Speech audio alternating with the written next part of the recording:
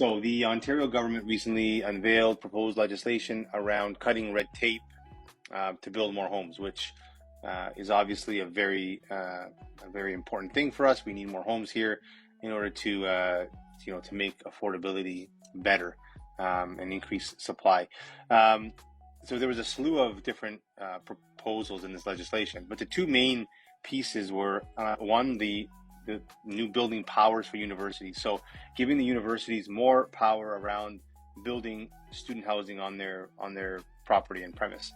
Um, Also eliminating them from the Planning Act, right? So that and giving and in doing so, giving them more power to decide things for themselves. The other piece was the elimination of any parking requirements for developments around transit.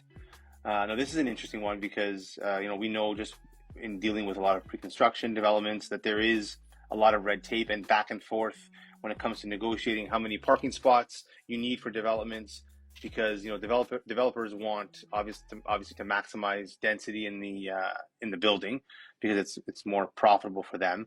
And when there's parking requirements, a certain number of parking per unit that you need, it limits the when you can only put so many parking, it limits the number of units you can build. So I can see that being a help in terms of eliminating some back and forth negotiations and making that easier.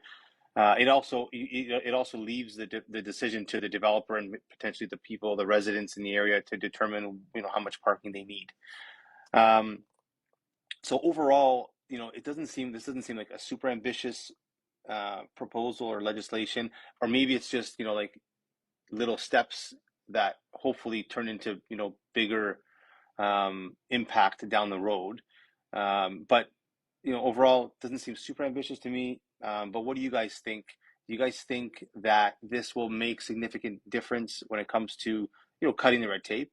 Again, I do see it cutting some red tape and eliminating some barriers, but I don't know if it's going to like change uh, the outlook of what we can produce in terms of housing and hit the targets that the province set, which I believe was 1.5 million homes by 2030. Don't quote me on that. I don't remember, but let me know what you guys think. Do you guys think this is significant or not?